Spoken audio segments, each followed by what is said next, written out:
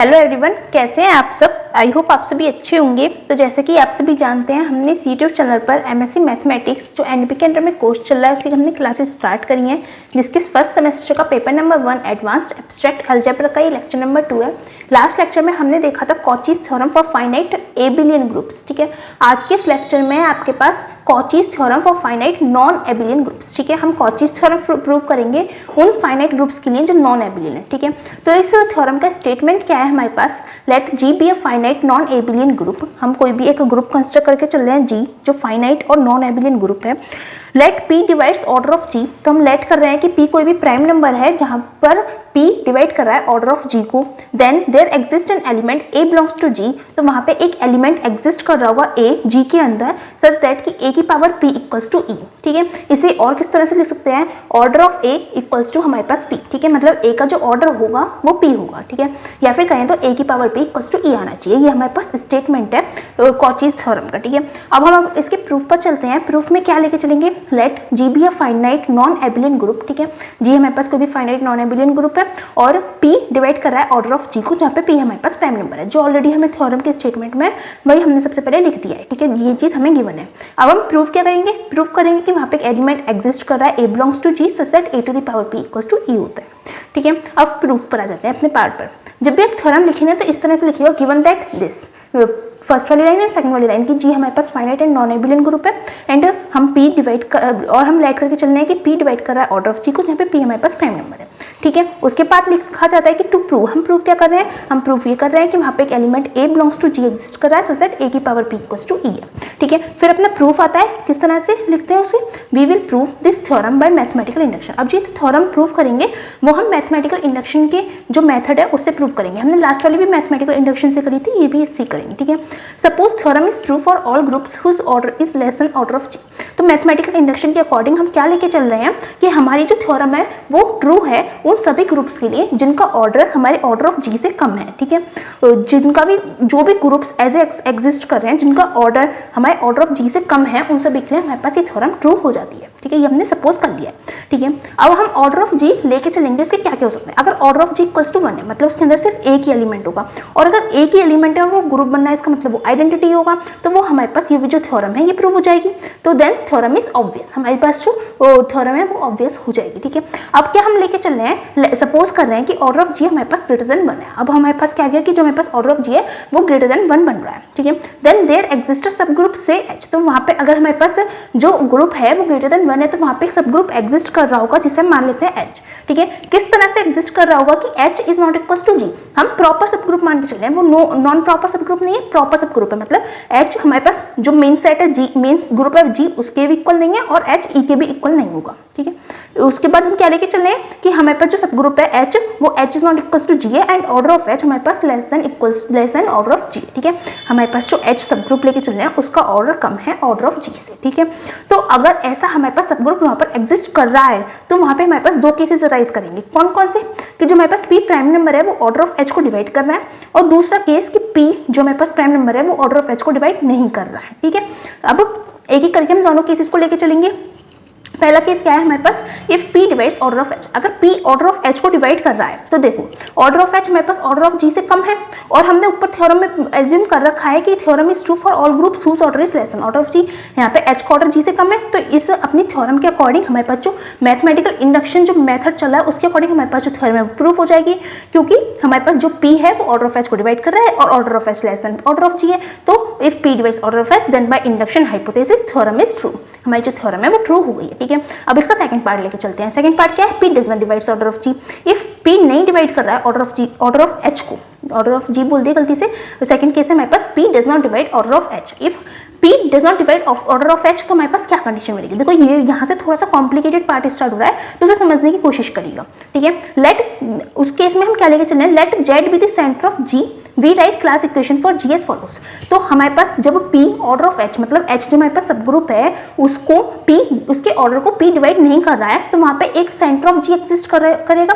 Centre of G मतलब centre, हमारे पास एक सेंट्रल ग्रुप होता है, जो भी हमारे पास ग्रुप है G है यहाँ पे हमारे पास ग्रुप, तो उसका सेंटर एक अपने आप में ग्रुप फॉर्म करता है जिसको हम डिनोट करते हैं जेड से। अब वो सेंटर ऑफ ग्रुप क्या होता है हमने यहाँ पे लिख रखा है सब इंपॉर्टेंट पॉइंट्स में। यहाँ पे जितने भी आपके जो डेफिनेशन वगैरह यूज होने वाली है उन सबको हमने यहाँ पे ऑलरेडी नोट डाउन करके रख रखा है, जिससे बाद में आपको कंफ्यूजन ना हो कि ये होता क्या है, ठीक है। तो सेंटर ऑफ ग्रुप क्या होता है, the set Z of all self conjugate elements of a group G is called the centre of G. Symbolically मतलब सेट जी जेड क्या है, मतलब जेड क्या है सेंटर ऑफ ग्रुप, कि एक जेड सेट है जो किसका सेट बन रहा है, सारे सेल्फ कॉन्जुगेट एलिमेंट्स का सेट बन रहा है, ठीक है। ग्रुप जो हमारे पास जी ग्रुप है उसके अंदर जितने भी सेल्फ कॉन्जुगेट एलिमेंट्स हैं उनका सेट हमारे पास जेड है, उसे ही हम बोलते हैं सेंटर ऑफ द ग्रुप, ठीक है। और ये चीज आप ध्यान रखिएगा, ये जो सेंटर ऑफ ग्रुप होता है ये एबिलियन ग्रुप होता है और जी के लिए नॉर्मल ग्रुप होता है, ठीक है।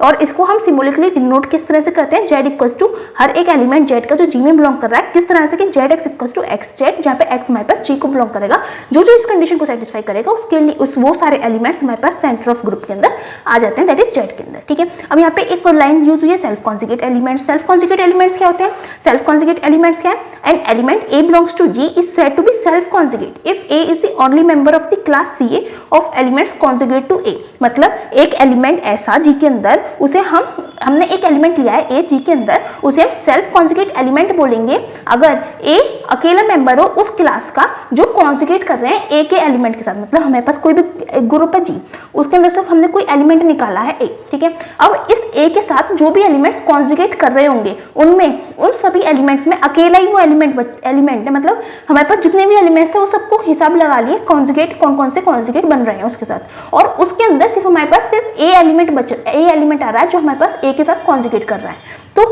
उसकी जो क्लासिफिकेशन बनेगी उसे हम किस तरह से लिखेंगे, सी ए इक्वल्स टू सिर्फ सेट के अंदर ए आ जाएगा, ठीक है। क्लासिफिकेशन क्या होती है, सारे सेल्फ कॉन्जुगेट सारे एलिमेंट्स जो कॉन्जुगेट कर रहे हैं उस एलिमेंट के साथ इसकी हम क्लासिफिकेशन लिख रहे हैं, ठीक है।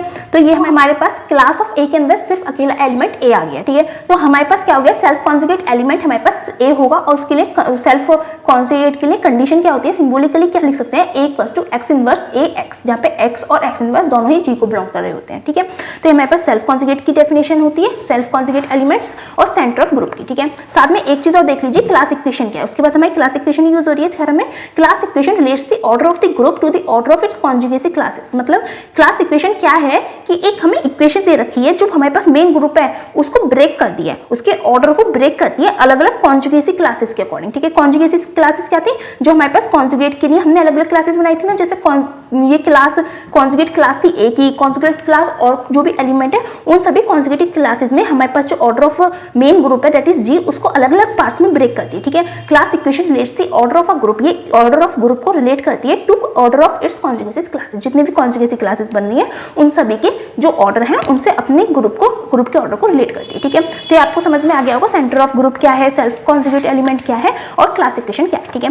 तो अब हम सेकंड केस अपना स्टार्ट करते हैं। अगर पी डिवाइड नहीं कर रहा है ऑर्डर ऑफ एच को और एच हमारे पास सब ग्रुप है जी का, ठीक है। तो हम वहां पर कंसिडर कर रहे हैं let Z be the centre of G, G का कोई सेंटर कंसिडर कर रहे हैं जो जेड है, ठीक है। वो हमारे पास कैसा ग्रुप होगा, नॉर्मल होगा, जी का नॉर्मल सब ग्रुप होगा और अपने आप में एक एबिलियन ग्रुप होगा, ठीक है। तो उसके लिए हम अपनी क्लास इक्वेशन किस तरह से लिखते हैं, we write class equation for G as follows. और क्लास इक्वेशन क्या थी, जो हमारे पास मेन ग्रुप है ऑर्डर ऑफ जी को उसे ब्रेक करती है अलग अलग कॉन्जुगेसी क्लासेस में। तो उसकी क्लास इक्वेशन क्या है, order of G equals to order of Z plus summation A does not belongs to Z order of G upon order of N, ठीक है। ये हमारे पास क्लास इक्वेशन की क्या कहते हैं, इक्वेशन होती है। क्लास इक्वेशन को हम इस तरह से रिप्रेजेंट करते हैं जहाँ पे ऑर्डर ऑफ जी क्या है, ग्रुप जो है हमारे पास मेन ग्रुप उसका ऑर्डर ऑफ जेड क्या है, जो हमारे पास सेंटर लिया है सेंटर ऑफ ग्रुप उसका ऑर्डर प्लस समीशन किस किस का ले रहे हैं, उन सभी एलिमेंट्स का जो वो सभी ए एलिमेंट्स, उन एलिमेंट्स को नाम दे दिया ए, मतलब एक एक करके आएंगे उनको हम ए लेट करते जाएंगे, ठीक है। और वो जेड को बिलोंग नहीं कर रहे हो, सेंटर को बिलोंग नहीं कर रहे हो, उन सभी एलिमेंट्स का सम, और वो सम किस फॉर्म में होना चाहिए, order of G upon order of N ए, मतलब जो जी का ऑर्डर है उसे डिवाइड करना है order of N a, normaliser of a. और नॉर्मलाइजर ऑफ एलिमेंट ए क्या होता है, एलिमेंट ऑफ अ ग्रुप। देखो इसकी भी यहाँ पे हमने डेफिनेशन लिख रखी है, normaliser of an element of a group is if A belongs to G then N A, ठीक है। अगर हमारे पास कोई भी एक एलिमेंट है ए जो जी को बिलोंग कर रहा है तो हम एन ए मतलब नॉर्मलाइजर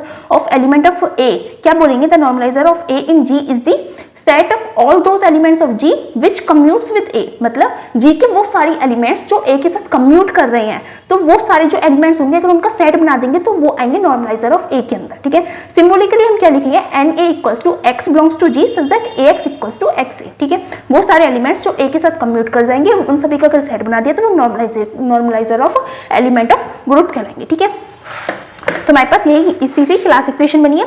तो ये चीज ध्यान रखिएगा, क्लास इक्वेशन किस तरह से बनाइए, order of G equals to order of Z, मतलब सेंटर जो बन रहा है हमारे पास जी का, प्लस समीशन ए हमारे पास जेड को नहीं बिलोंग करना चाहिए, और order of G upon order of normaliser of a. ठीक है, अब देखो, अब हम क्या कर सकते हैं, जो ऑर्डर ऑफ जेड है उसे तो हम ऐसे ही लिखा रहने दें। ठीक है, और इस पूरी टर्म को हम इधर नेगेटिव में लेके जा सकते हैं, तो हमारे पास क्या जाएगा, order of G minus summation A belongs to Z order of G upon order of N N A. ठीक है, वो चीज हमने यहाँ पे लिख दी है। ठीक है, और जो यहाँ पर बचेगा ऑर्डर ऑफ जेड उसे हमने यहाँ पे लिख दिया है। ठीक है, इसमें तो कोई दिक्कत नहीं है, बस इधर इसे उठा के इधर लिखा है माइनस में। ठीक है, अब देखो जो हमारे पास P है वो ऑर्डर ऑफ एन ए को डिवाइड नहीं कर रहा है।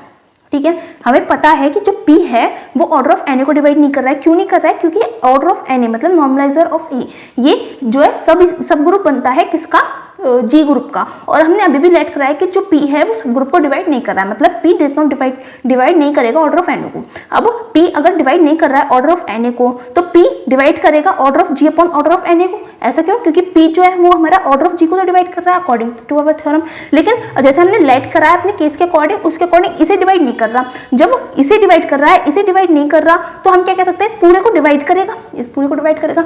अगर कंडीशन ये होती कि इसे भी डिवाइड कर रहा है और इसे भी डिवाइड कर रहा है, तो जो जैसे कि हमारे पास कुछ भी एलिमेंट है, यहाँ पे P ऑर्डर ऑफ जी इस तरह से लिखते हैं। ठीक है, P ऑर्डर ऑफ इस तरह से। ठीक है, इस केस में हमारे पास ये मान के चल रहे हैं कि यहाँ पे P दोनों को डिवाइड कर रहा है, तो P से P कैंसिल आउट हो जाएगा, तो हम कह सकते हैं कि P इसे भी डिवाइड नहीं करेगा, इसे भी डिवाइड नहीं करेगा, ओवरऑल किसी को डिवाइड नहीं करेगा। लेकिन ऐसी केस नहीं है, हमारे पास ऑर्डर ऑफ जी को डिवाइड कर रहा है और ऑर्डर ऑफ एन को डिवाइड नहीं कर रहा है। इसका मतलब P जो है वो हमारे पास इस पूरी टर्म को डिवाइड करेगा, क्योंकि इस पूरी टर्म में एक P एग्जिस्ट कर रहा होगा ऑर्डर ऑफ जी का। ठीक है, तो वो P इस वाले पूरी टर्म्स को डिवाइड कर देगा। ठीक है, अब जब ये इस वाली पूरी टर्म को डिवाइड कर रहा है और ऑर्डर ऑफ जी को ऑलरेडी डिवाइड कर ही रहा है, इसका मतलब हम क्या कह सकते हैं कि जो ऑर्डर ऑफ जेड है उसे भी डिवाइड करेगा। जब RHS के सभी जितनी भी टर्म्स है सभी को डिवाइड कर रहा है, इसका मतलब LHS की भी टर्म्स को डिवाइड करेगा। तो ऐसे हम क्या इंप्लाई कर रहे हैं कि P इसे डिवाइड नहीं कर रहा, Na को डिवाइड नहीं कर रहा। ठीक है, तो P डिवाइड करेगा इस पूरी टर्म को डिवाइड कर रहा है, तो उसके समीशन को भी डिवाइड करेगा। ठीक है, यहाँ पर क्या लिखा हुआ है, ये चीज लिखने से रह गई है, a does not belongs to Z. ठीक है, अब P डिवाइड करेगा इस पूरी टर्म्स को समीशन के साथ। अब P ऑर्डर ऑफ जी को डिवाइड कर रहा है, इसका मतलब order of G minus summation A belongs to Z order of G upon order of N A को भी डिवाइड करेगा P। तो यहाँ पे हमने यही लिख दिया है, P डिवाइड करेगा इस पूरी टर्म को। अब जब RHS को डिवाइड करा तो LHS को तो ऑब्वियसली डिवाइड करेगा, तभी वो इक्वल है, तो P डिवाइड करेगा ऑर्डर ऑफ जेड को, इससे हमने इंप्लाई कर दिया। ठीक है, अब जेड जो है वो सब ग्रुप है जी का, जेड सब ग्रुप होता है और एबिलियन सब ग्रुप होता है। ठीक है, अब जेड जब सब ग्रुप बन गया है जी का, तो और P डिवाइड कर रहा है सब ग्रुप को, वो हमारी कंडीशन के अगेंस्ट में पहुंच गया है, but P does not divide any सब ग्रुप ऑफ जी। लेकिन अगर हमारी कंडीशन के अकॉर्डिंग P को नहीं डिवाइड करना चाहिए किसी भी सब ग्रुप जो जी का बन रहा है, लेकिन जेड हमारे पास सब ग्रुप है जो हमारे पास कॉन्ट्रडिक्शन की कंडीशन क्रिएट कर रहा है, तो it happens only when Z equals to G. और ये तभी हो सकता है अगर ऐसा कर भी रहा है, वो सब ग्रुप जी को डिवाइड कर रहा है और जेड हमारे पास सब ग्रुप है, तो ऐसा तभी हो सकता है कि जेड जो सेंटर है वही हमारे पास जी हो, या तो जेड हमारे पास जी के इक्वल होगा, या फिर हमारे पास जो कंडीशन है वो कॉन्ट्राडिक्शन की आ गई है। ठीक है, अगर जेड इक्वल्स टू जी आ गया तो then G will be an abelian group. अगर जेड इक्वल्स टू जी हो गया तो जी हमारे पास एबिलियन ग्रुप हो जाएगा, क्योंकि जेड जो सेंटर होता है वो एबिलियन ग्रुप होता है, मैंने आपको पहले बता दिया था। ठीक है, अब जब सेंटर ऑफ ग्रुप एबिलियन होता है और जी उसके इक्वल है, तो जी भी हमारे पास एबिलियन ग्रुप बन गया। तो हम अपनी by Cauchy's theorem for finite abelian groups, जो हमारे पास कॉचीज थ्योरम थी फाइनाइट एबिलियन ग्रुप्स के लिए, जो हमने जस्ट इससे पहले वाली थ्योरम पढ़ी थी, उसके अकॉर्डिंग हम क्या कह सकते हैं कि वहां पे एग्जिस्ट कर रहा होगा a belongs to G such that a to the power p equals to e। उस थ्योरम के अकॉर्डिंग हमने लाइन दे दी और यही हमारे पास यहाँ पे थ्योरम है, तो हमने क्या प्रूव कर दिया, hence the theorem is proved. ठीक है, आई होप आपको समझ में आ गई होगी, बहुत इजी थ्योरम थी। बस पहले वाली अगर समझ में आ गई होगी तो इसमें कुछ नहीं था, यहाँ पे हमने थोड़े से इंपॉर्टेंट पॉइंट्स लिख दिए थे जिससे आपको थ्योरम समझने में कोई भी पॉइंट ऐसा ना लगे कि नहीं समझ में आ रहा है, तो वो भी यहाँ पे लिख दिया है। फिर भी अगर आपको कोई डाउट रहता है तो आप हमसे कमेंट सेक्शन में पूछ सकते हैं, और अगर आपको हमारी वीडियोस अच्छी लग रही है तो प्लीज हमारी वीडियोस को लाइक कीजिएगा एंड हमारे चैनल को सब्सक्राइब कीजिएगा एंड अपने फ्रेंड्स के साथ शेयर कीजिएगा। Thanks for watching.